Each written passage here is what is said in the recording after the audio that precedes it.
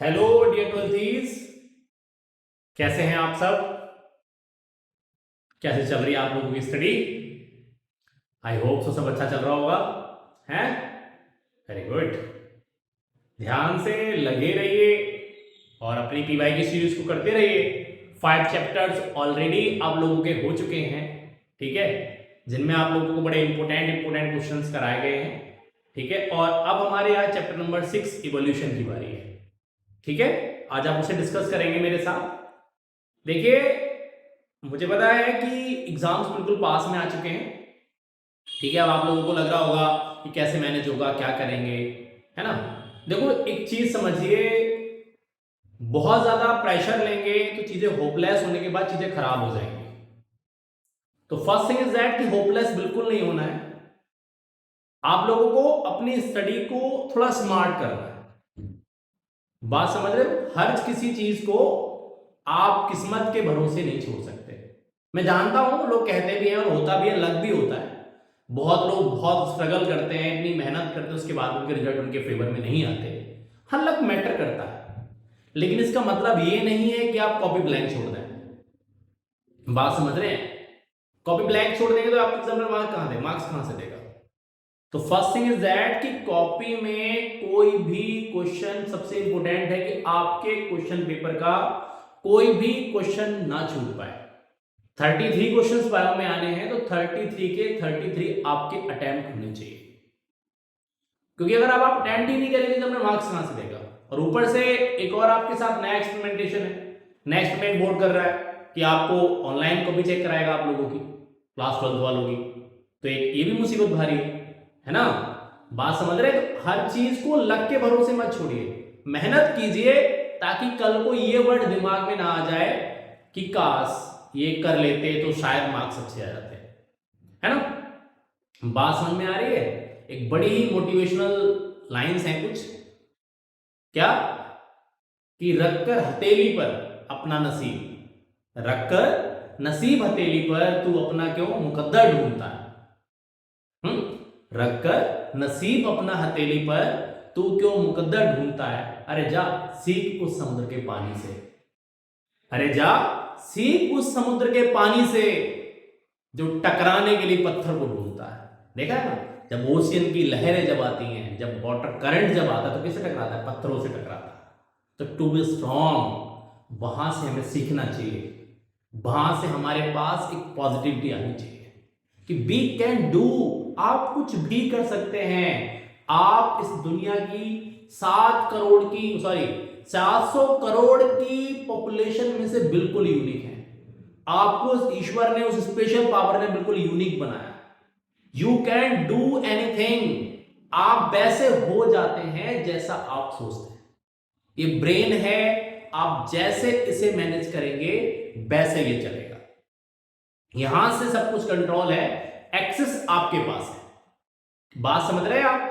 अगर आप अपने ब्रेन का एक्सेस किसी और को दे देते हैं, आप अपनी खुशियों की जिम्मेदारी किसी और को दे देते हैं, तो आप समझ लीजिए कि उस दिन से आपकी जिंदगी का डाउनफॉल स्टार्ट हो गया है, ठीक है। आपसे ज्यादा आपको खुश और कोई भी नहीं रख सकता। आपको जहां खुशी मिलती है कीजिए, ठीक है। प्रेशर की तरह किसी को नहीं लेना है, एग्जाम फोबिया को बिल्कुल नहीं लेना है।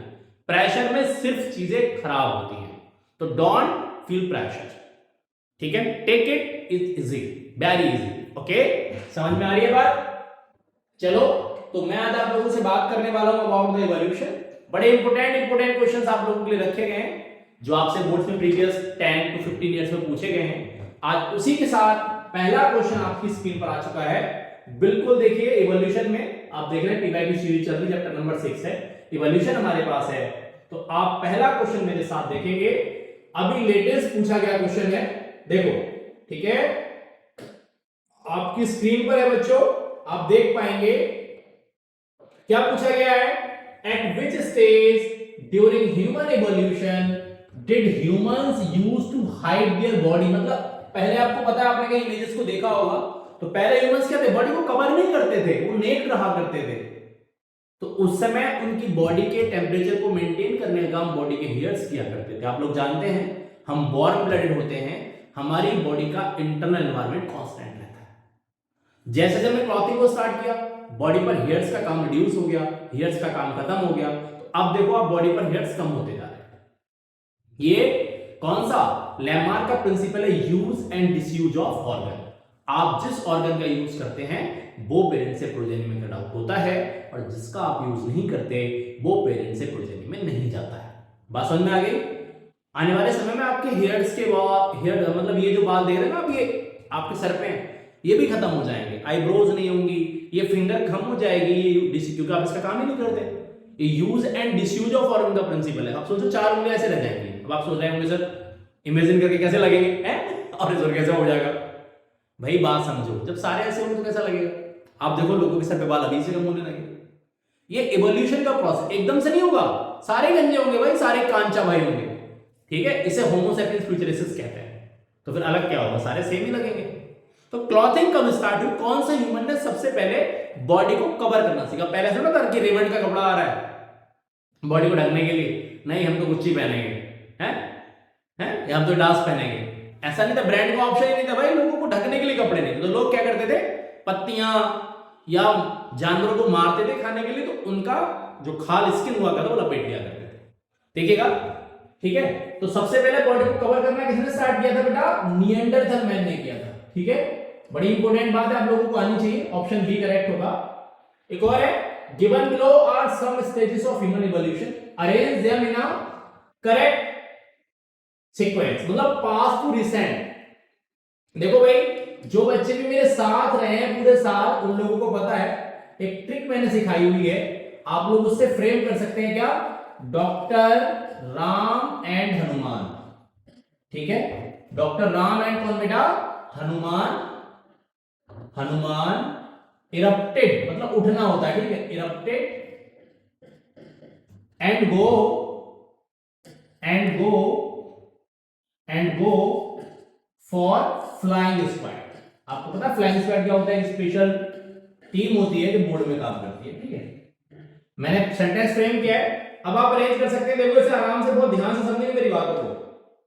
कैसे? देखो, डी से ड्रायोपिथेकस, कौन है ड्रायोपिथेकस? आर से रामापिथेकस, ठीक है। ए से ऑस्ट्रेलोपिथेकस, एस से होमो हैबिलस, ई से होमो इरेक्टस, ठीक है। और देखो ये होमो सेपियंस कौन है? फॉसिल्स, और ये कौन है? होमो सेपियंस सेपियंस। अब देखो सबसे पहले ड्रायोपिथेकस कहीं दे रखा है ही नहीं, छोड़ दो। रामापिथेकस कहीं दे रखा है? नहीं। होमो हैबिलस कहीं दे रखा है? दे रखा है। देखो ए हो गया पहले, देखो होमो हैबिलस, उसके बाद होमो इरेक्टस कहीं दे रखा है? देखो डी, ठीक है। उसके बाद देखो कौन है? एन आया ना, एन गो फॉर, देखो लिखा होगा एन गो फॉर, ये देखो एन है ना, N go for. Homo sapiens को निएंडरथैलेंस, देखो ये ए सबसे पहले 1, फिर कौन हुआ? डी, फिर कौन हुआ? सी, और फिर कौन हुआ? बी। फर्स्ट मतलब बोले तो A D C B, A D C B कहां दे रखा है? थर्ड स्टेटमेंट है बेटा, ये अरेंज हो गया, ठीक है। प्रॉपर ट्रिक सिखाई है मैंने, किसने मीट खाना स्टार्ट किया, कौन कैसे रहता था, किसने और इंस्ट्रूमेंट बनाने सीखे, कौन पेड़ पे रहता था, किसने केव पेंटिंग बनाई, ये सारी बातें मैंने सिखाई है, ठीक है। क्लियर होगी बात? अगला देखो, आप यहां से एक बात और समझ सकते हैं अगर आप लोगों को आती है, कि हमारा नियरेस्ट एंसेस्टर कौन है बेटा? तो होमो सेपियंस कौन है बेटा? देखो फॉसिल्स से कहते हैं क्रो-मैग्नन, मैंने के ऑप्शन में लिखा होगा, आप लगा सकते हैं, that's this is a Cro-Magnon, ठीक है बच्चों। समझ में आ गया? ये नियरेस्ट एंसेस्टर है हमारा। एक क्वेश्चन और आता है, मोर एप्लाई कौन है, ठीक है। एक क्वेश्चन आता है मोर एप्लाई, ऐसे भी आ जाता है, मोर एप्लाई कौन है? तो देखो मोर एप्लाई कौन होता है? डी फॉर ड्रायोपिथेकस, और पूछ ले मोर ह्यूमन लाइक, बाकी सबको सेम रख लो, ह्यूमन कर दो तो कौन हो जाएगा? होता है रामापिथेकस, ठीक है। ये आप लोगों को आना चाहिए, बड़ा इंपॉर्टेंट है। एक और है इंडस्ट्रियल रेडिएशन, आपको पता है अडैप्टिव रेडिएशन का बेस्ट एग्जांपल है, is an example of defensive. आपने डिफेंस नहीं होता बेटा, गलत हो गया। ड्रग रेजिस्टेंस का भी नहीं है। Directional selection due to smoke from industries, protective resemblance with the surroundings, ठीक है। ये बात आपको ध्यान से समझनी है। तो कैसा था? जो पॉल्यूशन निकल रहा था, ठीक है, उससे क्या डायरेक्शनल था, क्या हो गया? एक डायरेक्शन में चला गया था, इसे कहते हैं कौन सा? आपको पता है directional selection. C statement is the correct. आपको पता है प्री इंडस्ट्रियलाइजेशन और पोस्ट इंडस्ट्रियलाइजेशन का क्वेश्चन आप लोगों को कराया गया है। अगला देखिए, जेनेटिक ड्रिफ्ट क्या होता है? जेनेटिक ड्रिफ्ट क्या होता है? जब क्या होता है बेटा, जीन की फ्रीक्वेंसी क्या हो जाती है, चेंज। देखो gene frequency in same generation नहीं, अपीयरेंस ऑफ रिसेसिव जीन नहीं, रिसेसिव जीन अपीयर ही नहीं होते। Gene frequency from one generation to next, C statement is a correct. Derivative जानते हैं आप लोगों को पता होगा, तो दो बातें मैंने आप लोगों को बताई है, एक फाउंडर इफेक्ट और एक बॉटल नेक इफेक्ट। ये किसके अगेंस्ट काम करता है आप लोगों को पता होना चाहिए बच्चों। तो आप लोगों को पता है, अपन ने सीखी कौन, याद है, हार्डी बीनबर्ग इक्वेशन, याद है, या हार्डी बीनबर्ग प्रिंसिपल, HW लिख लो, चलो हार्डी बीनबर्ग, ठीक है, बड़ा इंपॉर्टेंट है, आप लोगों को आना चाहिए। अगला देखिए, अगला क्वेश्चन आपकी स्क्रीन में फिर से आ चुका है। अब अगला क्वेश्चन आप लोगों का किसका है, देखो, तो अगला क्वेश्चन आप लोगों का है बेटा अडैप्टिव रेडिएशन को लेकर। अडैप्टिव रेडिएशन रेफर्स टू, इसे क्या कहते हैं, इसका एक नाम और होता है, जैसे कहते हैं क्या, डाइवर्जेंट इवोल्यूशन, ठीक है, क्या कहते हैं इसे, डाइवर्जेंट इवोल्यूशन, ओके। और जहां भी डाइवर्जेंट इवोल्यूशन होता है वहां पर कौन से ऑर्गन बनते हैं बच्चों, होमोलोगस ऑर्गन। और जहां भी कहीं पर कैसा इवोल्यूशन होता है, कैसा होता है बेटा, जानता है कोई, कन्वर्जेंट, तो वहां पर कैसे ऑर्गन डेवलप होते हैं, एनालोगस। होमोलोगस जिनका स्ट्रक्चर सेम फंक्शन डिफरेंट, जैसे देखो हमारे फॉर्म और टाइगर के, देखो टाइगर के रनिंग का काम करते हैं, हमारा कैप्चरिंग का काम करते हैं, लेकिन स्ट्रक्चर दोनों का सेम है। कैसे, यहां देखो ह्यूमरस लगी है, ये आपकी रेडियस लगी है, ये आपकी अल्ना लगी है, ये आपकी कार्बन लगी है, मेटा कार्बन, ये आपकी फेरेंजिस लगी है, ऐसे ही बोन्स उनमें अरेंज होती है। बैट में फ्लाइंग का काम करते हैं फॉरलिम्स, तो फंक्शन अलग अलग है, स्ट्रक्चर क्या है, सेम है, ठीक है। और देखो एनालॉगस में wings of bat and wings of bird, दोनों का स्ट्रक्चर अलग अलग है लेकिन फंक्शन क्या है, सेम। तो ये कैसा इवोल्यूशन है, कन्वर्जेंट ऑर्गन कैसे, एनालॉगस। एनालॉगस ऑर्गन्स की स्टडी को एनालॉजी कहते हैं और होमोलोगस ऑर्गन की स्टडी को होमोलॉजी कहते हैं, ठीक है, समझ में आई बात। देखो तो adapted due to geographical isolation, बात तो सही है। Evolution of different species from common ancestor, बात भी सही है। Migration of members of species to different geographical area, power of adaptation in an individual to variety of environment, नहीं।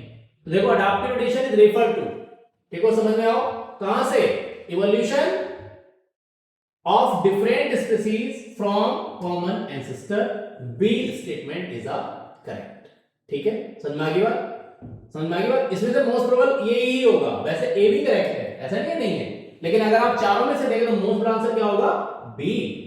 विच of the following feature is closely related with evolution of human, ठीक है, जो human से match करता है वो कौन है बेटा, शॉर्टनिंग ऑफ जॉ, पहले जो लंबा होता था बेटा, ठीक है, ये बिल्कुल क्लॉज है हमारा, एकदम बिल्कुल, जो इनमें से सिलेक्ट करके लगाएंगे आपको, आपके पास क्या लगाना पड़ेगा, बी लगाना पड़ेगा, ठीक है। एक बात और इंपॉर्टेंट है कि जब अर्लियर हमारे पास देखो ओरिजिन ऑफ लाइफ जब हुआ था तो इनमें से कौन सा अर्थ पर नहीं था, ये क्वेश्चन तो आप आंख बंद करके लगा दें, क्या अर्लियर एटमॉस्फेयर में क्या नहीं था, O2 नहीं था। बहुत जगह एनसीईआरटी ने लिखा है, तो आप लोगों को आना चाहिए कि अर्लियर जो हमारे पास अर्थ हुआ करती थी उस पर क्या नहीं होता था बेटा, उस पे बिटुआ क्या नहीं था, उस पे बिटुआ नहीं था क्या, ऑक्सीजन, फ्री एटम था इसका O, ठीक है। अगला देखो, थोड़ा सा हटा देते हैं क्योंकि नीचे का क्वेश्चन अभी दिख नहीं रहा है। चलो क्वेश्चन नंबर 9 और 10 शायद आई थिंक सो एक साथ हो जाएंगे, है ना। चलो 9 10 तक ही देखेंगे, ये तो नहीं हो पाएगा। वैसे एनसीईआरटी का डायग्राम है, आप इसे देख के समझ जाना चाहिए आप लोगों को, इंपॉर्टेंट है, ठीक है। एनसीईआरटी में डायग्राम जो दे रखे हैं वो लेबलिंग के लिए और वैसे बनाने के लिए भी इंपॉर्टेंट है, ठीक है।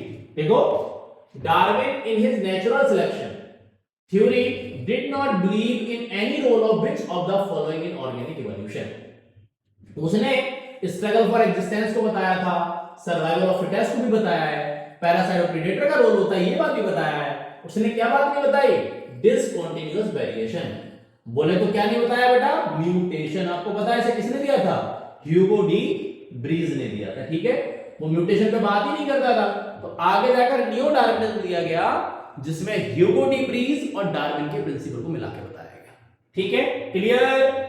आगे देखो, the finches of Galapagos island provide an environment in favour of कौन, आपको पता है, बताइए कैसा था, बायो जियोग्राफिकल इवोल्यूशन था, सेम स्पीशीज से अलग अलग जगह रेडिएट कर गए जियोग्राफिकली अपनी डाइटरी हैबिटेट के लिए, तो उनमें क्या हुआ, चेंजेस हो गए, ये अडैप्टिव रेडिएशन या डाइवर्जेंट इवोल्यूशन कहलाया, ठीक है, क्लियर। बाकी और कोई ऑप्शन नहीं है। अब आप लोगों को पता है थॉर्न्स ऑफ कौन, बुगनविलिया, और टेंड्रिल्स ऑफ कौन दे रखा है बेटा, कुकुरबिटा। अगर अब आप दोनों को देखें, ध्यान से समझें, एकदम मेरे साथ लग के, तो आपको समझ में आ जाएगा। देखो ये टेंडल किसका मॉडिफिकेशन होता है, ये भी स्टेम का मॉडिफिकेशन होता है, और थॉर्न किसका मॉडिफिकेशन होता है, ये भी स्टेम का मॉडिफिकेशन होता है। तो स्टेम का मॉडिफिकेशन इसका काम क्या है, ये प्रोटेक्शन देता है बेटा, ताकि एनिमल इस पे ग्रेजिंग ना करे, खाए ना इसे। और टेंडल क्या देता है बेटा, देखो सपोर्ट देता है। अब आप देखो फंक्शन दोनों के कैसे हो गए बच्चों, अलग अलग हो गए। स्ट्रक्चर कैसा है, सेम है, क्योंकि दोनों में मॉडिफिकेशन किसका है बच्चों, स्टेम का मॉडिफिकेशन है। तो ऑर्गन कैसे हैं, होमोलोगस हैं, जिनका स्ट्रक्चर सेम होता है, फंक्शन डिफरेंट होता है, उन्हें होमोलोगस ऑर्गन्स कहते हैं। क्या कहते हैं, उन्हें होमोलोगस ऑर्गन कहते हैं। ठीक है, क्लियर होगी बात। अगले क्वेश्चन आप लोगों को फिर से कहां से आता है, ओरिजिन ऑफ लाइफ से आता है, आपको अरेंज करने को आया होता है। ठीक है, करेक्ट सीक्वेंस पूछा गया है, तो आप लोगों को आना चाहिए, बहुत ही इंपॉर्टेंट है। ठीक है, दुनिया में लोग बातें करते रहते हैं, बहुत सारी बातें चलती हैं, आप लोगों को पता है। आप लोगों ने भी कभी बचपन में सुना हो, हमने तो सुना ही सुना है, आपने कभी बचपन में सुना है, कहते हैं मुर्गी पहले आएगी अंडा है। अब आप सोचें सर मुर्गी पहले आएगी अंडा, इवोल्यूशन का प्रोसेस है। अब जिसने बायो नहीं पढ़ी उसे क्या पता, वो तो आपसे कुछ भी पूछेगा कि मुर्गी पहले आएगी अंडा है, कौन पहले आया। आप बेचारे को उसके लिए बायो पढ़नी पड़ेगी। जब बायो पढ़ेगा तो उसे पता लगेगा कि पहले मुर्गी आई पहले अंडा, बात समझ में आएगी। उसके लिए हमें इवोल्यूशन सीखना पड़ेगा हमारे साथ, राम सर के साथ हैं, तो ही समझ में आएगा, अदरवाइज समझ में नहीं आएगा। चलो देखो, तो अब आपको अरेंज करना है, बहुत सिंपल सी बात है। आपको पता है दो कॉन्सेप्ट है, एक आपका कौन है बेटा, बायोजेनिक, कौन सा है बायोजेनिक, और एक कॉन्सेप्ट, सॉरी देखो चलो उल्टा लिखा गया, कोई बात नहीं, और दूसरा कौन सा है बेटा, अगला आपका है कौन, कीमोजेनिक। ठीक है, ये पहला स्टेप है, ये दूसरा स्टेप, मतलब केमिकल से, मतलब बोलो तो कहां से, नॉन लिविंग से लिविंग बीइंग बने। ऐसे नहीं साल दो साल में, मिलियंस ऑफ द ईयर्स का प्रोसेस है। आपको पता है अर्थ लगभग हमारे पास जब बनी, अर्थ लगभग कितना बना, ठीक है, और यूनिवर्स हमारा 20 मिलियन ईयर्स अगो बना, फिर हमारे पास अर्थ बनी 4 बिलियन ईयर्स अगो, फिर उसमें 500 मिलियन ईयर्स के बाद क्या आया, उस पर लाइफ आई। ठीक है, तो बहुत लंबा प्रोसेस था। तो देखो सबसे पहले सिंपल इनऑर्गेनिक कंपाउंड दे रखा, सिंपल सिंथेसिस ऑफ ऑर्गेनिक। देखो अच्छा देखो यहां मोनोमर्स, तो मोनोमर से पहले कौन बनेगा, पॉलीमर्स। देखो ये बन गया, इससे अगला हो गया, फिर क्या हुआ, फिर बने बेटा फॉर्मेशन सिंपल से कहते थे क्या, प्रोटोबायोन। ये देखो सेकंड थर्ड फर्स्ट फोर्थ कहां दे रखा है, सी ऑप्शन दे रखा है बेटा। इसके लिए आपको ओपेरेंट एंड हार्डेन थ्योरी का एक जो ग्राफ मैंने आप लोगों को फ्लो चार्ट, नॉट ग्राफ, एक फ्लो चार्ट मैंने आप लोगों को पढ़ाया हुआ है, वो आप लोगों को आना चाहिए। ठीक है, क्लियर होगी बात एकदम। चलो अगला फिर से क्वेश्चन और आया है आप लोगों के पास, देखो जरा, which of the following is the homologous to the bind of, sorry bind नहीं होगा, बिंग्स होना चाहिए बेटा, बिंग्स ऑफ बर्ड। होमोलोगस क्या होता है बेटा, जिसका स्ट्रक्चर सेम और फंक्शन क्या होता है डिफरेंट। बिंग ऑफ बर्ड, तो बर्ड का काम देखो, बिंग्स ऑफ मॉथ नहीं, होमोलोगस नहीं हो सकता। हैंडलिंग ऑफ रैबिट नहीं हो सकता, डॉर्सल फिन ऑफ शार्क नहीं। कौन है, फिलिपर्स ऑफ वे, ये होमोलोगस होता है। किसके, बिंग्स ऑफ किसके, बर्ड के इक्वल कौन था, फिलिपर्स ऑफ वे। ठीक है, स्ट्रक्चर इनका दोनों का क्या है, सेम, जबकि फंक्शन क्या है, different. Following are the two statement regarding the origin of life. The earliest organism that appeared on earth were non green, बिल्कुल सही बात है, प्रेसम्बली एनारोब्स, बिल्कुल करेक्ट बात है बेटा। सबसे सिंपल जो सबसे पहले लाइफ जो अर्थ पर आई वो कैसे, उनमें एनारोबिक रेस्पिरेशन हुआ करता था। ठीक है, the first autotrophic organisms were the chemo, हां ये बात भी सही है बेटा, कीमो ऑटोट्रॉप्स थे, chemo autotrophs, okay, that never reach O2, इन्हें कहते थे क्या, एन ऑक्सीजेनिक इमेकेनिज्म कहलाते थे। कौन सा, एन ऑक्सीजेनिक फोटोसिंथेसिस। आप लोगों ने क्लास 11th में डिटेल में सीखा है about the photosynthesis in higher plants. तो देखो दोनों ही बातें करेक्ट है। कौन सा स्टेटमेंट है, बी, बोथ आर करेक्ट। ठीक है, क्लियर होगी बात, समझ में आ गया क्वेश्चन है भाई। आगे चले तो चलो देखो अगला देखो, और आगे आते हैं। ये देखो अगला क्वेश्चन आपका इंडस्ट्रियल मिलेनिज्म का ही है। देखो बेटा पीछे मैंने आप लोगों को कराया है अभी, आपको पता है कौन सा सिलेक्शन था, नेचुरल सिलेक्शन था। ठीक है, बोले तो क्या, डायरेक्शनल जो था नेचुरल सिलेक्शन था, और बोले तो क्या था, ये कॉन्सेप्ट हम लोगों ने सीखा है इंडस्ट्रियल मिलेनिज्म। कौन सा, अडैप्टिव वेरिएशन। ठीक है, देखो after the 1850s in the post industrialisation, industrialisation के बाद की बात करता है, in England the expected effect of natural selection on the number of white-winged moth as compared to the dark। तो आपको पता है जब वहां पॉल्यूशन बढ़ा तो लाइकेन खत्म हो गए, लाइकेन खत्म होने से क्या हुआ, जिन मॉथ ने अपनी स्किन की टोन को बदल लिया, मतलब जो व्हाइट से कैसे हो गए, ब्लैक मॉथ हो गए, वो तो बचे और व्हाइट वालों का नंबर क्या हो गया, लेस हो गया। देखो कहीं दे रखा है वो कौन सा, dark wing moth was less in number था, ठीक है। देखो पूछा white wing moth as compare to dark, तो डार्क का नंबर क्या था, लेस इन नंबर। कौन, व्हाइट वालों का नंबर क्या हुआ, कम, यानी both were less in number नहीं। डार्क वालों का नंबर क्या हुआ बेटा, इंक्रीज हुआ ऐसे, और व्हाइट वालों का नंबर क्या हुआ बेटा, व्हाइट वालों का नंबर क्या हुआ, डिक्रीज हुआ। जबकि प्री इंडस्ट्रियलाइजेशन से पहले उल्टा था, इनका नंबर कम था और इनका नंबर ज्यादा, ठीक है। अगला देखो, अच्छा इमेज पूरी नहीं आ रही बेटा, तो ये तो गड़बड़ हो गया, इमेज पूरी नहीं आ रही, चलो कोई नहीं, पूरा करते हैं, इससे पहले इमेज को है फिर देखेंगे। देखो ये इमेज आप लोगों की बेटा टाइप्स ऑफ नेचुरल सिलेक्शन से है, और नेचुरल सिलेक्शन आप लोगों को पता है कितने तरह का होता है बेटा, 5 टाइप्स का, सॉरी 3 टाइप्स का होता है, डायरेक्शनल, डिसरप्टिव और स्टेबलाइजिंग। देखो the given graph shows the range of variation among population members for a trait determined by multiple genes if this population is subjected to disruptive no age selection for several generations, which of the following disruption is most likely to result। तो देखो disruptive में क्या होता है, दोनों तरफ cycle चलती है, सी इज द करेक्ट। अगर आप लोगों ने ग्राफ को ध्यान से स्टडी किया, ये आपको एग्जांपल में दे रखा है, ठीक है। ये देखो ये स्टेबलाइजिंग वाला दे रखा है, डायरेक्शनल है, आप लोगों को आनी चाहिए, ये ग्राफ आपके एनसीईआरटी में दिए हुए हैं, तो आप इसे कर पाएंगे। एक क्वेश्चन बेटा मैंने बाद में देखा, बाय मिस्टेक यहाँ पर आ गया है, ठीक है।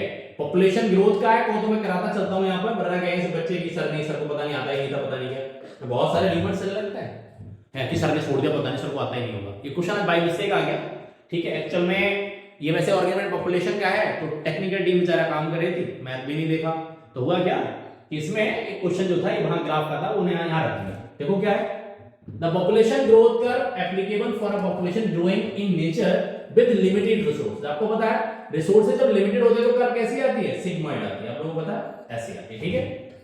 तो होता है क्या, dn upon dt equal to क्या, rm k minus n upon k, ठीक है। तो पूछ लेता है आप लोगों से, ठीक है, आप लोगों को आना चाहिए, इंपॉर्टेंट है, ठीक है। ये ब्रैकेट में लगता है, तो देखो ये क्या, ये सिग्मॉइड करवा दिया, रिसोर्सेज क्या होते हैं, लिमिटेड है। देखो पूछा ना, क्या पूछा, लिमिटेड है, ठीक है। समझ में आ गई बात, क्लियर, आप लोगों को यहां से आना चाहिए। अगला देखो असर रीजन की बारी है, तो देखो जरा पहला क्वेश्चन आपकी स्क्रीन पर है, तो एक साथ 4 क्वेश्चन आ गए स्क्रीन पर, देखो ध्यान से दो, आप लोगों को पता होगा, ध्यान से समझेंगे। देखो ध्यान से देखो, यहां पर according to big bang theory या हाइपोथेसिस, ये हटा सकते हैं 20 मिलियन ईयर्स नहीं, क्योंकि ये एक पहले का स्टेटमेंट था, क्योंकि पहले डी ऑप्शन आता था, अभी आप इसके साथ से जाएंगे ना तो आपका ऑप्शन नहीं बैठेगा, इसलिए। अब देखो universe was a big ball of only neutrons, ओहो, अब देखो द मूवमेंट ऑफ दीज, ये देखो ये पूरा स्टेटमेंट गलत है, ठीक है। इसके हिसाब से ये वाला movement of these particles knowns to generate trends heat which cause explosion due to temperature at, नहीं बेटा एक एस्टेरॉइड आकर टकराया है, तो इसमें बोथ आर फॉल्स, दोनों ही स्टेटमेंट करेक्ट नहीं है। ये स्टेटमेंट अब ऐसा आता नहीं है, लेकिन ध्यान से आप समझ लेंगे, ठीक है। ओनली न्यूट्रॉन्स नहीं थे, आपको पता है, ठीक है, न्यूट्रॉन नहीं थे, क्या थे भाई, पार्टिकल्स, और कौन थे, एंटी पार्टिकल्स। अगला देखो, the primitive atmosphere was reducing once without oxygen, बिल्कुल सही बात है बेटा, ये बात बिल्कुल करेक्ट है। In the primitive atmosphere oxygen was involve, देखो अब जब वही बात आ गई, पूरा प्रिमिटिव में जब ऑक्सीजन थी नहीं, तो इन्वॉल्व कहां से हुई, असर्शन ट्रू, रीजन फॉल्स, ठीक है। अगला देखिए, organic compounds first evolve in earth required for origin of, बिल्कुल से अभी आपने सीखा ना, पहले क्या था, पहले था कौन, कीमोजेनी, फिर कौन हुआ उससे बेटा, biogeny. All life forms were in water environment only, दोनों बातें करेक्ट है, लेकिन दोनों एक दूसरे को करेक्ट एक्सप्लेन नहीं है, that's why answer is a B. Louis Pasteur, आपको पता है ना थ्योरी कौन सी, एबायोजेनेसिस को डिस्कार्ड किया था, थ्योरी ऑफ एबायोजेनेसिस क्या थी, कि how first life comes on earth, ये बात उन्होंने बताई थी, फर्स्ट लाइफ अर्थ पर कैसे आई। अब कैसे आई, उन्होंने बताया कि नॉन लिविंग से लिविंग नहीं बना, लेकिन ऐसे नहीं बना जैसे उन्होंने बताया, कि उन्होंने कहा कि जैसे एक नील रिवर थी, उसका मड सूखा और उससे सीधे एलिगेटर्स वगैरह, क्रोकोडाइल, स्नेक्स बन गए, ऐसा नहीं था। ओपन हार्ट ने थ्योरी बताया, स्टेप टू स्टेप चीजें चली। तो लुईस पास्चर ने एक एक्सपेरिमेंट करा के इस बात को गलत कर दिया, उन्होंने थ्योरी ऑफ बायोजेनेसिस को दिया, जो कॉन्सेप्ट मिलता जुलता था रुडोल्फ विरखॉफ के कॉन्सेप्ट से, ओमनी सेलुला ई सेलुला, कि ईच न्यूबॉर्न या newborn cell is made up of pre existing one, मतलब किसी लिविंग के बनने के लिए लिविंग का होना जरूरी है। इसके फेवर में दो साइंटिस्ट और आए, स्प्लैन जानी और फ्रांसिस्को रेड्डी। उन्होंने एक्सपेरिमेंट करा के सेम बात बताया कि बिना लिविंग के लिविंग भी बनना पॉसिबल नहीं है। तो अब इंपॉर्टेंट बात ये थी, how first life comes on earth, इस बात को सॉल्व करके दिया ऑपेरेंट एंड हार्डन ने, जिनके फेवर में एक्सपेरिमेंट कराया किसने, मिलर ने। क्वेश्चन अभी आपको आगे मिलेगा, देखो जरा। Showed that when flask open to air, new living organisms appeared in the heat-treated yeast culture. Life arise from pre-existing life. Yes, जब उसे ओपन छोड़ा गया, ये स्टेटमेंट आएगा, मैंने अभी आपको बताया। अगर आप लोगों को लुईस पास्टर का एक्सपेरिमेंट ध्यान से आप लोगों ने उसको देखा होगा, सुना होगा, तो आप लोगों को आ जाएगा। अगला देखिए, अगला देखो भाई, ध्यान से समझेंगे आप लोग मेरी बातों को, ठीक है। देखो जरा, Darwin finches show a variety of beaks suited for eating large seeds, flying insect and cat। बिल्कुल सही बात है बेटा, मैंने अभी आपको बताया। बेटा देखो, कहीं पर भी रहो आप लोग हैं, आपको पता है जब नंबर ऑफ पॉपुलेशन बढ़ता है तो कंपटीशन बढ़ता है। जैसे अब आप देखो, आप किसी कंपटीशन के एग्जाम को देने के लिए जाओ, एक छोटी सी अगर कहीं जॉब निकलती है तो बेटा लाखों में फॉर्म पड़ते हैं। आप लोग जानते हैं 2 पोस्ट 4 पोस्ट के लिए 1000 से ज्यादा फॉर्म पड़ते हैं। पता लगा, मैं देखता हूं कई बार बड़ी दिक्कत है बेटा, मान लो नॉर्मल एग्जाम के लिए, एसएससी वगैरह के लिए भी क्या होता है, यूपीएससी वाले भी फॉर्म भर रहे हैं, चाहे वहां सिलेक्शन हो तो यही हो जाए। एक ग्रेड, मेरे हिसाब से ना एक ग्रेड सेट होना चाहिए। जो बच्चा यूपीएससी की तैयारी कर रहा है वो एसएससी वाले को बीट कर ही देगा। लेकिन क्या करें, इंडिया है भैया, अपर लेवल की तैयारी करके आप नीचे वाले एग्जाम बड़ी निकाल सकते हैं। तो ये होता है, यही तो होता आया है, यही तो होता रहता है, फैक्ट है ना। आपने सुना होगा बीब्रेक का एक गाना है। तो ये दिक्कतें हैं। अब कंपटीशन बढ़ क्यों रहा है, पहले इजीली जॉब्स मिल जाती थी। पहले क्या था, नंबर ऑफ पॉपुलेशन कम था, पढ़े लिखे लोग कम थे, कंपटीशन कम था। आज क्या हो, हरामी जॉब, सबको सरकारी नौकरी चाहिए, प्राइवेट कोई नहीं करना चाहता, और टीचिंग तो खैर कोई नहीं करना चाहता। ये तो मैं तुम्हें हकीकत बता दूं, तुम जितने पढ़ रहे हो उनमें से देख लो कितने परसेंट लोग। समझ में आई बात, ध्यान से समझने वाली बात है, क्लियर। तो देखो, अगर कंपटीशन बढ़ेगा, देखो ना बॉस, उत्तराखंड में जॉब ज्यादा क्यों है, वहां नंबर ऑफ पॉपुलेशन कम है, लोग स्टेट छोड़ देते हैं कहीं का डोमिसाइल बनवाने के लिए, है ना, वहां लगे वहां जॉब इजीली मिल जाएगी। तो यही बात आप लोगों को मैं यहां सिखाने की कोशिश कर रहा हूं। अर्लियर जब अर्थ थी तो लाइफ क्या था, मेंबर्स नंबर क्या था, कम था, देखो लिखा है ना। तो ऐसे तो डार्विन फिंचेस के केस में, ancestral seed eating stock of Darwin finches radiate out from South America main island to different geographical areas of the Galapagos island where they found competitor free new habitat. Yes, बिल्कुल correct बात है।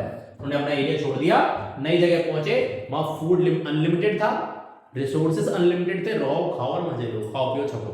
तो उन्होंने क्या, अपनी dietary habit को बदला, तो उसी के हिसाब से उसकी वीक क्या हो गई, मॉडिफाई हो गई। आगे देखो, स्टेट, अब आपका सब्जेक्टिव की बारी है। यहां से two postulate of Oparin Haldane with reference to origin of life, तो मैंने दो बातें की, हो जाएंगी और बायोलॉजी बताई। Name the scientist who disproved spontaneous generation theory, अभी मैंने आपको बताया कौन, लुईस पास्चर। ठीक है, लुईस पास्चर, ठीक है, बड़ा इंपॉर्टेंट है, आप लोगों को आना चाहिए। पूछा जाता है क्वेश्चन बेटा आपका ऑब्जेक्टिव में भी और आपका सब्जेक्टिव में भी, ठीक है। ये क्वेश्चन बेटा अभी बोर्ड का इस बार का लेटेस्ट है। A few stages and their respective time period in the evolutionary history of human beings are mentioned in the flowchart given below। ध्यान से देखो, यहां दे रखा है, आप ध्यान से समझ सकते हैं। देखो, इधर से चल रहा है 15 million years ago primates walking like gorillas and chimpanzee existed। 3 से 4 million years ago man like primates walked in eastern Africa।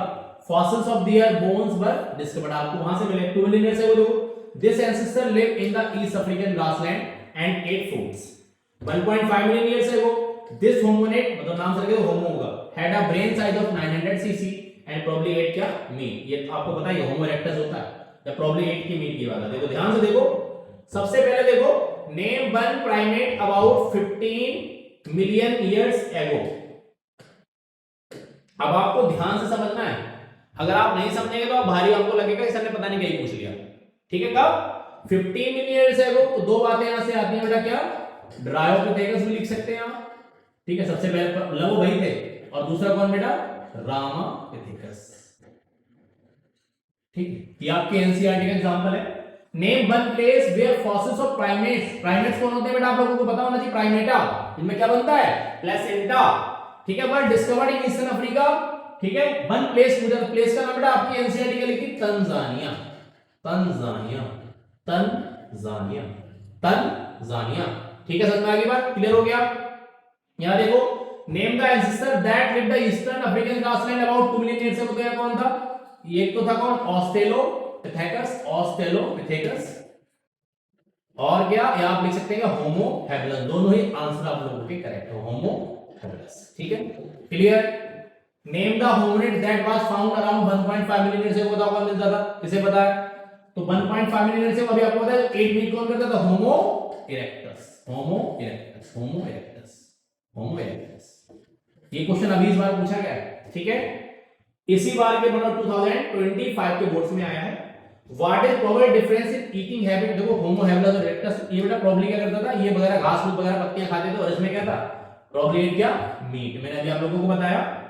Right the basis of origin of variations in organism as described by Hugo de Vries. आप लोगों को पता है, तो bridge ने क्या बताया था? म्यूटेशन थ्योरी को बताया था। उन्होंने बताया था कि ऑर्गेनिज्म में रैंडम ही चेंज हो जाते हैं, ठीक है। उन्होंने अपना एक्सपेरिमेंट करके बताया, बात समझ में आ गई कि म्यूटेशन से भी वेरिएशंस अपीयर होते हैं, वेरिएशंस कलेक्ट होते होते एक नई स्पीशीज बनकर तैयार हो जाती है। किसी भी रैंडम होने वाले चेंजेस को अपन क्या कहते हैं? डायरेक्शन लेस जो भी होता है उसे क्या कहते हैं? उसे कहते हैं क्या बेटा? उसे कहते हैं क्या? कहते हैं म्यूटेशन। क्या कहते हैं? म्यूटेशन। और सिंगल स्टेप म्यूटेशन क्या कहलाता है? साल्टेशन। ये डेफिनेशन बहुत पहले बोर्ड में पूछी जाती थी, अब पिछले कई साल से नजर नहीं आ रहा सर का क्वेश्चन, पहले पूछा जाता था, तो आप लोगों को आना चाहिए। बात समझ में आ रही है? सिंगल स्टेप म्यूटेशन क्या कहलाता है? सॉल्टेशन कहलाता है, साल्टेशन कहलाता है। पिछले कई साल से नहीं आया, इस बार आने के चांस है। डेफिनेशन आप लोगों को आनी चाहिए, बच्चा पार्टी इंपोर्टेंट है।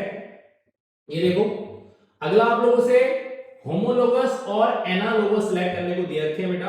देखो पहला 27 नंबर का क्वेश्चन है, आप लोग ध्यान से देखो क्या पूछा है। पूछा है select the homologous structure from the combination given below. देखो फॉरेंस ऑफ वेल एंड वेट बिल्कुल होमोलोगस है। Tuber of potato and sweet potato नहीं है। ट्यूबर में देखो पोटैटो वाला स्टेम का मॉडिफिकेशन है, स्वीट पोटैटो में रूट का, लेकिन दोनों का काम स्टोरेज ऑफ फूड का है। तो मतलब फंक्शन क्या है? सेम हो गया, तो एनालोगस हो गया।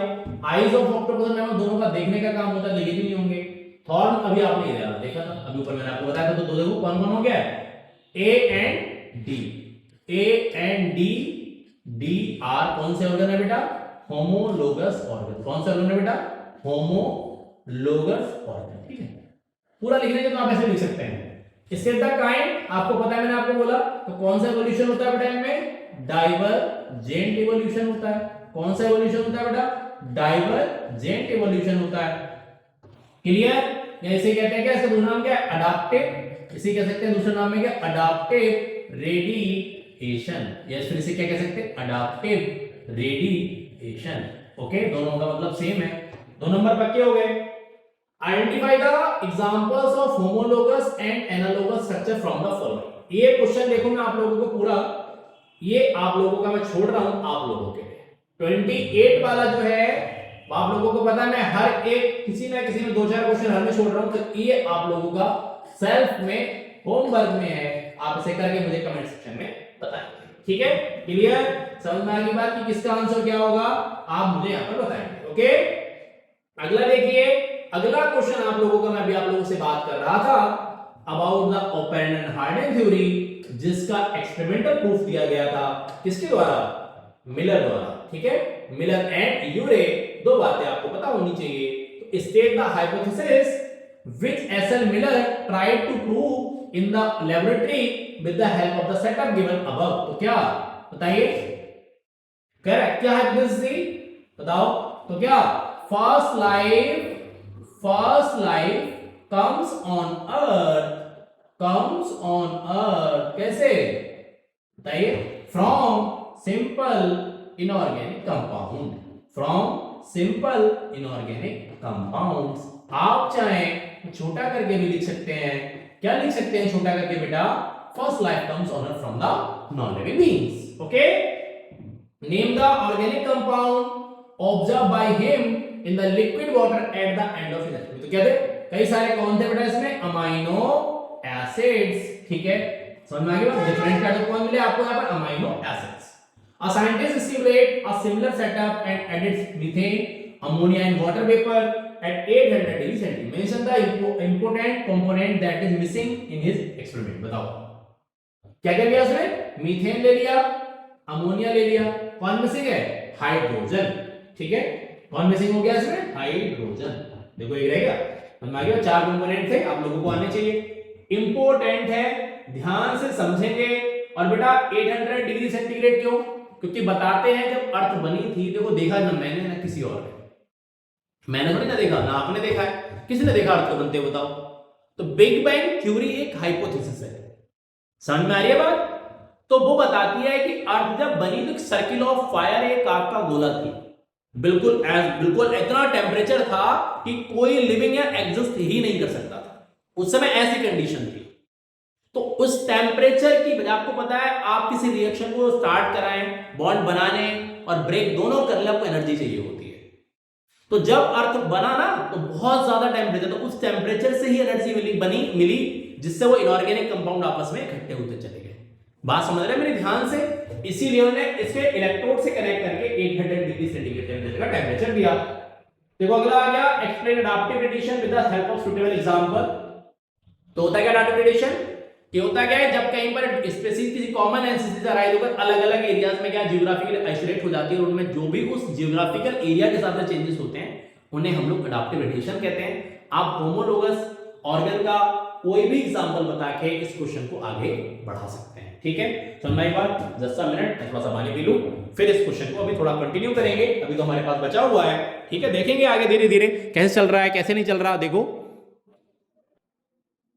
हाँ भाई, चलो भाई देखो जरा, पानी पी लिया। अब देखो इसका सेकंड पार्ट एक और दे रखा है, इसे मैं आप लोगों के लिए ऑप्शन में छोड़ता हूं, होमवर्क में छोड़ता हूं। Cite an example where more than one adaptive adaptation have occurred in an isolated geographical area। आपकी एनसीईआरटी में बड़ी प्यारी सी इमेज बनी हुई है, ठीक है, बड़ा अच्छा सा इमेज है एक एनिमल्स का। आप देख के आंसर को मुझे कमेंट सेक्शन में बताएंगे। चलो ये क्वेश्चन बेटा आप लोगों की स्क्रीन पर आया है, ये बीनबर्ग इक्वेशन से है। और अगर आप लोग देखेंगे तो क्लास 12th के बायोलॉजी के पेपर में 2024 में तीनों सेट में ये पेपर में, मतलब तीनों के तीनों सेट में क्वेश्चन था, ए बी और सी, कोई भी सेट मिसिंग नहीं था। अब तक बेटा 2024 से पहले इस टाइप का क्वेश्चन कंपटीशन में नीट में पूछा जाता था, लेकिन अब ये क्वेश्चन आपके बोर्ड्स में भी आने लगा है। अब आप कहेंगे सर बायोलॉजी में न्यूमेरिकल कैसे आने लगे, बात थोड़ी गलत कह रहे हैं सर आप। देखो हमें तो वैसे डर लगता है, फिजिक्स ही नहीं होती, हम तो सर आपसे कैसे करें हैं? अब भाई देखो मैं तो कुछ नहीं कह रहा, बोर्ड्स ने ये नया रूल स्टार्ट किया है पिछले कुछ दिनों से, कि इसमें एक नया क्वेश्चन आना स्टार्ट हुआ है न्यूमेरिकल का अबाउट द बीनबर्ग इक्वेशन। ठीक है, बस ये आप लोग देखो, ये पॉपुलेशन 1 है, ये पॉपुलेशन 2 है, ये माइग्रेशन ऑफ बर्ड्स दिखा रखा है। देखो जरा आप ध्यान से देखेंगे, ठीक है, ये माइग्रेशन ऑफ बर्ड दिखा रखा है। देखो ये पॉपुलेशन 1 दिखा रखा है, दिख रहा है आपको? देखो ये आपके पास पॉपुलेशन 2 है, बर्ड्स आए देखो इधर से, इधर को देखो, इधर सिलेक्शन नंबर कम है, इधर ज्यादा, इधर कैसा है? कम है, प्रेडिक्शन बढ़ गया होगा, आप लोग जानते हैं। तो चलो देखते हैं, जरा ध्यान से समझते हैं। क्या ध्यान समझते हैं? देखो जरा, तो आप लोगों को न्यूमेरिकल क्वेश्चन जब करना है तो आप लोगों को एक पार्ट यहां से आना चाहिए, थोड़ा सा ऊपर कर दूंगा, स्पेस की जरूरत पड़ेगी, है ना, क्योंकि इसी को यहीं एडजस्ट कर दूंगा। देखो बहुत ध्यान से समझो। तो पहले आप लोगों को बीनबर्ग इक्वेशन आनी चाहिए आंसर में, जब आपको लिखना है। तो बीनबर्ग इक्वेशन क्या होती है आप जानते हैं, p square plus q square plus 2pq equal to 1, या ऐसे भी लिख सकते हैं क्या, p plus q equal to क्या होता है बेटा? 1 होता है। आप लोगों को पता है ये कौन है बेटा? ये कौन है? ये आपके पास डोमिनेंट ट्रेट है, ये डोमिनेंट कौन है? एलीन है, ठीक है। और ये आपके पास कौन है बेटा? ये आपके पास रिसेसिव एलीन है। अब आप कहें सर कैसी बात कर रहे हैं, कैसे पता? ये बातें आप लोगों ने थ्योरी में पढ़ी है, ठीक है। तो ध्यान से देखो, if the frequency of the recessive trait is 9%, मतलब किसकी वैल्यू दे रखी है? q स्क्वायर कितनी दे रखी है? 9%।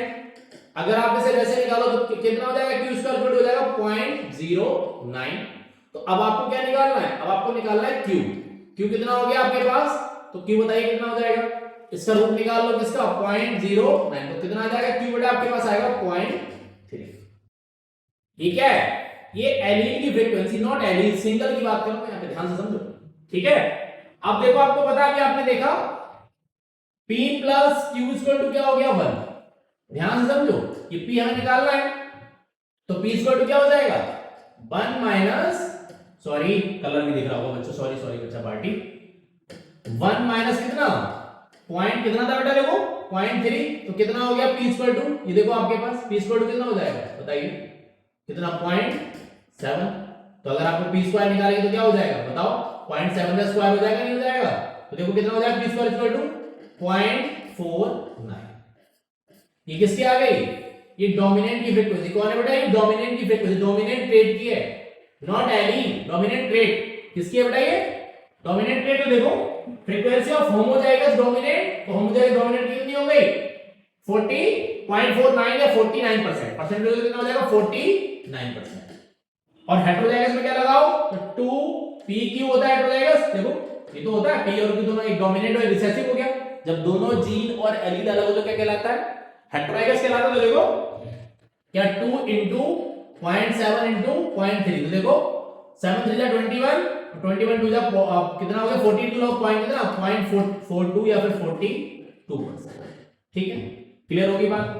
ये इस तरह के क्वेश्चंस आने लगे। एक क्वेश्चन और आता है कि 20 इतने 1000 की पॉपुलेशन में इतने परसेंट ये है होमोजाइगस है या हेटेरोजाइगस है या जीन है या एलील है, तो इसकी फ्रीक्वेंसी या नंबर क्या होगा। ठीक है एक क्वेश्चन भी नीचे और आएगा, मैं वहां आप लोगों को होमवर्क में छोड़ूंगा, आप उसे करेंगे, ध्यान से समझेंगे इस बात को। ठीक है ये क्वेश्चन मैंने आप लोगों को बताया, name the mechanism of evolution that must have operate so that population two evolve from population 1। ठीक है तो मैकेनिज्म कौन सी होती है, have operated so that operation two evolve from the population 1। ये क्वेश्चन फिर से आप लोगों का होमवर्क में छोड़ा मैंने, क्योंकि मैंने कराया हुआ है ये क्वेश्चन, मैंने पूरा कराया हुआ है, तो आप मुझे इसका भी आंसर बताएंगे। ठीक है बहुत इंपॉर्टेंट है। ठीक है आगे देखो, the process of evolution of different species in a given geographical area. Sorry question तो रिपीट हो गया भाई है, हाँ ये रिपीट हो गया, so that is very more than, ये क्वेश्चन हो गया बेटा ऊपर हो गया, सॉरी आगे देखते हैं। चलो दो जबरदस्ती में आपके साथ एक क्वेश्चन फंस गया है ना, आजकल हो ही रहा है पता नहीं, इससे दिवाली में क्वेश्चन आ गया। देखो state a reason for the increased population of dark colored moth concerning bait the loss of lichen during industrialization period in India। तो क्या था पोस्ट इंडस्ट्रियलाइजेशन, तो वहां पर क्या बढ़ा पॉल्यूशन बढ़ा, आपको पता है। और पॉल्यूशन एक क्वेश्चन और आता है यहीं से कि आज एयर पॉल्यूशन होता है उसका इंडिकेटर कौन होता है लाइकेन, तो जैसे पॉल्यूशन बढ़ा लाइकेन से नंबर क्या हो गया खत्म कम हो गया, मतलब व्हाइट जो व्हाइट क्या थी वार्क थी वो खत्म हो गई। तो अब जिन भी मौत ने अपनी स्किन के कलर को चेंज कर लिया, आपको पता है अब क्या था डार्क कलर की बार्क से डार्क बार्क मतलब छाल से प्लांट की कवरिंग से व्हाइट कलर इजीली डिस्टिंग्विश हो जाता था, प्रेडेटर इजीली खा लेते थे। तो क्या हुआ व्हाइट वालों का नंबर डिक्रीज कर गया आफ्टर इंडस्ट्रियलाइजेशन। क्यों एनवायरनमेंट के फेवर में नेचुरल सिलेक्शन कर लिया, वो तो बढ़े, और जिसने नहीं किया तो वो यहां से खत्म हो, डार्क नंबर इंक्रीज हो गया। Ocin marsupials and Ocin placental mammal are example of which evolution, आप लोगों को पता होना चाहिए, बताओ दोनों की बात चलेगी तो कैसा है कन्वर्जेंट इवोल्यूशन है। ठीक है अलग अलग होता तो डाइवर्जेंट है। Right your observation on the variation seen in Darwin finches, तो किसके साथ आपको पता है डाइटरी हैबिट या फीडिंग हैबिट भी लिख सकते हैं। डाइटरी हैबिट के हिसाब से क्या हुआ उनमें क्या होगा geographical isolation. How did Darwin explain the existence of different varieties of finches on Galapagos island. तो आपको मैं बताने का डाइवर्जेंट इवोल्यूशन को बाहर रहकर 5 साल रहकर बताया कि अलग अलग स्थिति में कैसे उन्होंने डाइटरी हैबिट को बदल लिया, और अलग अलग एरिया में जाने की वजह से वहां के हिसाब से उनमें उनकी बीक क्या हो गई मॉडिफाई। वाटर फॉसिल्स आप जानते हैं, देखो फॉसिल्स की स्टडी क्या कहलाती है, लिखा हुआ जहां तक फॉसिल्स क्या होते हैं remaining hard part of the body, उन्हें क्या कहते हैं फॉसिल्स कहते हैं। इसकी स्टडी पैलियोंटोलॉजी कहलाती है और इनके साइंटिस्ट को पैलियोंटोलॉजिस्ट कहते हैं। पैलियोंटोलॉजी और पैलिनोलॉजी एक बार और होता है, देखो पैलिनोलॉजी ये स्टडी ऑफ पॉलन ग्रेन होती है बच्चों, आप लोगों को आनी चाहिए। ठीक है बहुत इंपॉर्टेंट क्वेश्चन है। आपके फिंगरप्रिंट मान लो मड में रह गए कीचड़ में रह जाए हम सूख जाए, आजकल एक नया मैं देखता हूं आप लोगों ने देखा ना वो आजकल फुटप्रिंट बच्चे नए बच्चे के अपने मम्मी पापा के कराने का वो चलने लगा है, एक कोई नई साइट आई मुझे तो नहीं पता, नया बिजनेस स्टार्ट हुआ तो लोग उनके पैरों के निशान मतलब पैर बनवा के रखवा लेते हैं घर में फ्रेम करा के, आजकल चलने लगा है। अब तो लोग क्या करते हैं अपनी बरमालाएं फ्रेम कराते हैं है ना, लहंगा अपनी शेरवानी दुनिया भर की चीजें प्रेजर्वेटिव आजकल बड़ा एक नया बिजनेस ट्रेंड में है, आप कहीं पर भी देख लो कस्टमाइजेशन किसका प्रेजर्वेटिव्स का है ना, अपने लोग क्या करते हैं प्रेजर्व करा रहे हैं चीजों को, तो उनमें से फुटप्रिंट्स भी बड़ा कॉमन होने लगा है।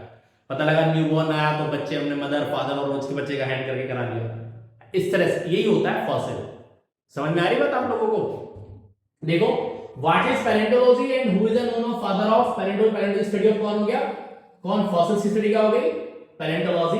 ठीक है, और यहां पर नाम किसका आप लोग जानते हैं? डिविंटी का नाम एक लोग आप लोगों को पता है। Name the methods of as treatment of fossil, तो आपको पता है carbon dating technique, uranium date method, ये आप लोगों के कॉमन है। How does study of fossil support evolution? Explain. ठीक है, तो आपको पता है कैसे बता दें? पुरानी आपने कह दिया ना कि पहले ह्यूमन ऐसा होता, कैसे पता लगा? तो फॉसिल से तो पता लगता है। और देखो अगला क्वेश्चन है, the net intrinsic rate of natural increase r. ये आप लोगों को पता होगा इंट्रिंसिक रेट होता है, आप लोगों ने सीखा है पॉपुलेशन में। ठीक है, गोला पैक अगरवेस कैक्टस फिंचेस बार reported to be 0.346। Their initial क्या था? देखो इनिशियल रिकॉर्ड कितना था? 1 के अराउंड था। 0.1। देखिए ये इंक्रीजिंग समथिंग, बेटा क्या है? ये इंक्रीजिंग को बता रहा है। पॉपुलेशन कैसी है? क्या कर रही है? इंक्रीज कर रही है। Population evolved to maximize their Darwin fitness. Justify the statement by giving appropriate reason. तो डार्विन ने फिटनेस के बताया था रिप्रोडक्टिव फिटनेस, कि जो एनिमल जितना छोटा होता है उसमें रिप्रोड्यूस करने के बजाय उतनी फास्टर होती है, और जो बड़ा होता है उसमें स्लो। इंसेक्ट देखो एक बार में थाउजेंड्स में एग्लाइन करते हैं। एलिफेंट देखो 2 से 3 साल में बच्चे को बॉर्न करता है।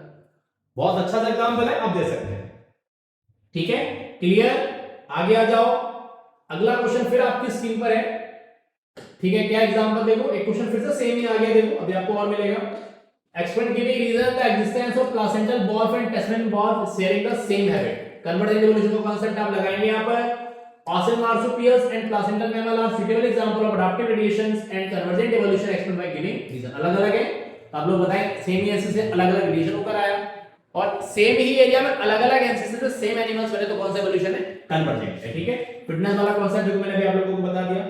What role does an individual organism play as per Darwin theory of natural selection, and also give the name of book and time in which this theory was published। origin of कौन था? कौन था? Species, book का नाम था। ठीक है, कब पब्लिश हुई ये बात आप लोग मुझे बताएंगे। ठीक है, समझ में आ गई बात? हर किसी ऑर्गेनिज्म का एक डेफिनेट रोल होता है, किसी का एक इंट्रिंसिक वैल्यू होता है। अगर वो नंबर डिक्रीज करता है तो पूरा इफेक्ट किस पे पड़ता है? पूरी की पूरी उस पे पड़ता है। किस पर? इकोसिस्टम। देखो अगला क्वेश्चन फिर आया, अकॉर्डिंग टू कौन बेटा? According to Hardy Weinberg principle all the allele frequency of population remain constant। how do you interrupt the changes of frequency of allele in a population? तो बेटा देखो जेनेटिक ड्रिफ्ट हो सकता है, म्यूटेशन हो सकता है, लार्ज पॉपुलेशन हो सकती है, क्या हो सकती है? लार्ज पॉपुलेशन हो सकती है, वेरिएशंस हो सकते हैं, कोई भी बात है, आप 4-5 देख सकते हैं। ठीक है, आपको पता है, उन्होंने बताया कि ऐसा कब होगा, जिनकी फ्रीक्वेंसी सेम कब रहेगी? जब ऐसा ना हो। उन्होंने लिमिटेशन इतनी सारी दे रखी है। ठीक है, आगे देखो, देखो ये क्वेश्चन सेम आया है। Assuming that within a population of beetles where Hardy-Weinberg conditions are met, the color black is dominant over the color red। 40% of all beetles are red। देखो मतलब beetles are क्या है? ये स्मॉल मतलब बोलो तो क्या है? Q स्क्वायर कितना दे रखा है? 40% दे रखा है। ठीक है, अब आपको फ्रीक्वेंसी ऑफ रेड बीटल निकाल के देनी है, percentage of beetle in the population that are heterozygous निकालो, मतलब यहां पर 2p को आप लोगों को निकाल के देना है, और what is the frequency of homozygous dominant individual और Q स्क्वायर निकाल के देना है, और एक सॉरी उल्टा लिखा, हां P स्क्वायर डोमिनेंट सही है, Q तो रिसेसिव होता है। ठीक है, और एक और पूछा है कि 1500 बीटल अगर रही होंगी तो ब्लैक एंड रेड में डिफरेंस आप लोगों को बताना है, ब्लैक और रेड कितने कितने हैं। ठीक है, ये क्वेश्चन मैंने आप लोगों को पीछे करा दिया, अब आपके पास एक होमवर्क में छोड़ा। ठीक है, ये देखो बेटा, ये क्वेश्चन आपका फिर से किसका आया है? ये आपका आ गया किसका? नेचुरल सिलेक्शन का। देखो अभी कर्व देखो कुछ ऐसे दिखाई दे रही है, आप देखो ये ऐसे, ये स्टेबलाइजिंग है, और ये देखो वन डायरेक्शन पे कौन सा है? डायरेक्शनल एक कर्व ये है। तो how does the graph A indicate about the type of selection? कैसा है? स्टेबलाइजिंग नेचुरल सिलेक्शन है। और the key feature of the distribution curve in graph B, तो क्या डायरेक्शनल से इंडस्ट्रियल रिलायंस बता सकते हैं, डीडीटी रेजिस्टेंस बता सकते हैं।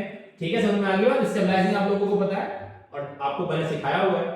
How does stabilising selection affect genetic diversity in a population? वहां पर कांस्टेंट हो जाती है, आप लोगों को पता है, पर्टिकुलर ट्रेट फेवर होता है, बाकी सारे रिमूव कर दिए जाते हैं। ठीक है, how does directional selection affect the mean trait value of the population? तो उसमें क्या होता है? उसमें एक ही डायरेक्शन में चला जाता है, आप लोगों को पता है, सिखाया मैंने, प्रॉपर आंसर लिख देंगे। देखो how does the population become founder?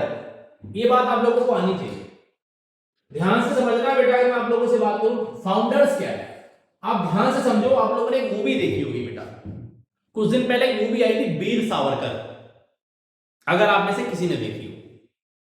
Randeep Hooda की बाई क्या एक्टिंग की है, बंदा तो एक नंबर है। आपने इससे पहले सिर्फ हिस्ट्री में सुना होगा, अगर आपने इस मूवी को ध्यान से समझा है तो हमारे यहां जब कभी ब्रिटिश गवर्नमेंट हुआ करती थी उस टाइम पर बेटा क्या था, एक डिजीज फैली से कहते हैं प्लेग। क्या फैला? प्लेग। अब आप कहेंगे आप इसका जिक्र क्यों कर रहे हैं? बेटा जरूरी है। प्लेग आप लोगों को पता है किससे होता है बेटा? इसका पैथोजन होता है यर्सीनिया पेस्टिस और इसका वेक्टर होता है कौन? रैट। कौन होता है? रैट। सबसे ज्यादा जो बीमारी है फैली बेटा कहां फैली? गुजरात में फैली। कहां फैली? गुजरात में। गुजरात का एक शहर है सूरत, आप लोग जानते हैं, आजकल तो सभी जानते हैं उसे। वहां बहुत ज्यादा स्प्रेड आउट हुआ क्योंकि रैट वहां बहुत ज्यादा थे। तो उस मूवी में दिखाया गया है कि जब डेथ रेशियो बढ़ा ना तो डेड बॉडी जलाना छोड़ो, उन्हें कहीं दफनाया तक नहीं गया, ऐसे जैसे अनाज की बोरियां ऐसे फेंका गया था कि हम आप सोच नहीं सकते, आप उस मूवी में देख सकते हैं। इसका जिक्र क्यों कर रहा हूं? जब प्लेग फैला तो बेटा उस कुछ से कोई बची नहीं। वैसे कोविड आप लोगों ने देखा है, जीता जागता एग्जाम्पल है। कोविड भी इतना भयंकर नहीं फैला था जितना भयंकर प्लेग फैला था। लोग बताते हैं, उस समय के पापा जी बताते हैं हमारे यहाँ कि मतलब उन्होंने भी सुना ही होगा, उनके टाइम में तो नहीं था, कि ऐसा था कि कई कई कोस मतलब कई कई किलोमीटर तक कोई दीपक जलाने वाला नहीं था। मतलब डेड बॉडीज, डेड थी डेड बॉडीज बॉडीज और कुछ ही नहीं था। तो ऐसी अब ऐसी सिचुएशन अगर यहां आ जाए तो आप क्या करोगे? आप इस एरिया को छोड़कर किसी कंफर्टेबल एरिया में जाने की कोशिश करोगे। तो वो स्मॉल ग्रुप ऑफ पॉपुलेशन जिसने उस ओरिजिनल हैबिटेट को छोड़कर किसी नए एरिया में एंट्री ली, उस स्मॉल ग्रुप को फाउंडर कहते हैं। और उनके जीन की फ्रीक्वेंसी में जो चेंज हो जाएगा जब वो एक एरिया को छोड़कर दूसरे में जाएंगे तो उसे फाउंडर इफेक्ट कहते हैं।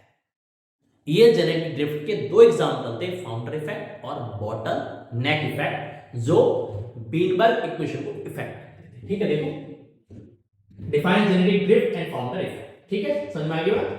Give the name of factor affecting genetic drift. अब आप बता देंगे, ये बातें मैंने पीछे भी आप लोगों को बताई।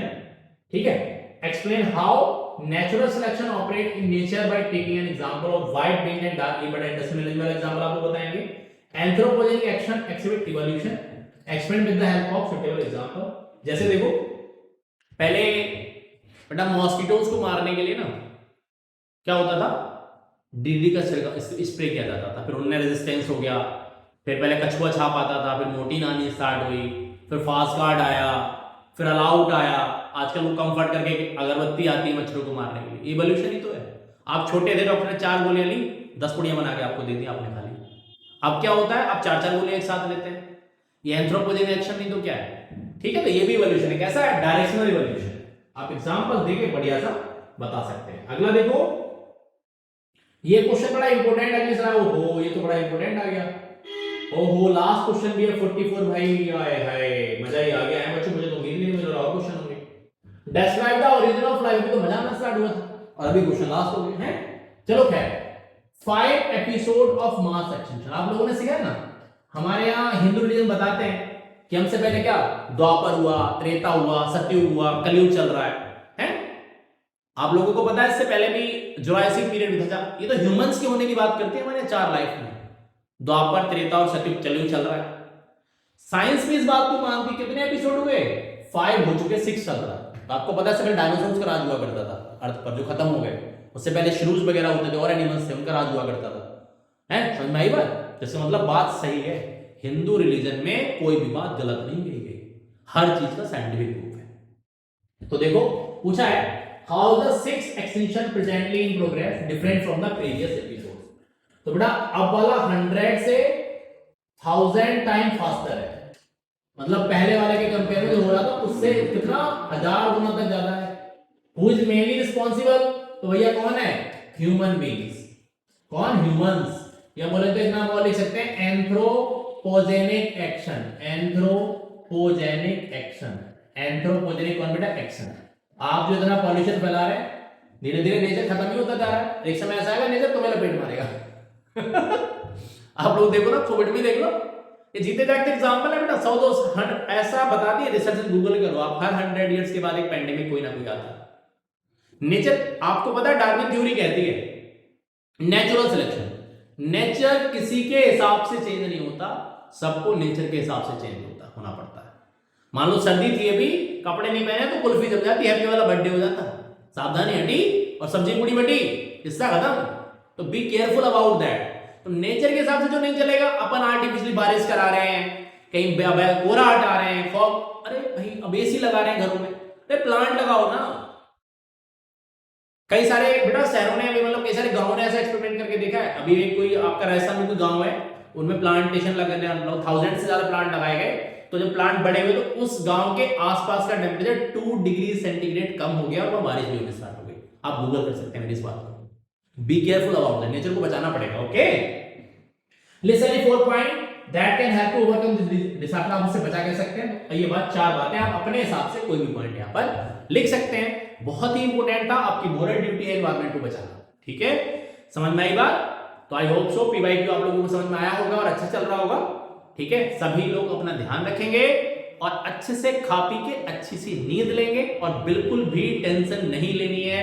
टेंशन देने का, टेंशन देने का, लेने का नहीं। लेगा तो दिमाग भारी होगा, एग्जाम कैसे देगा भाई? तो इसीलिए टेंशन देने का, लेने का नहीं। समझ में आई बात? A very very good evening to all. मिलेंगे अगले लेक्चर में किसी अगली वीडियो में अगली पीवाईक्यू के साथ। ह्यूमन हेल्थ एंड डिजीज, बने रहिए हमारे साथ और लगे रहिए अच्छे स्कोर करने के लिए। BRG physical family. Thank you everyone.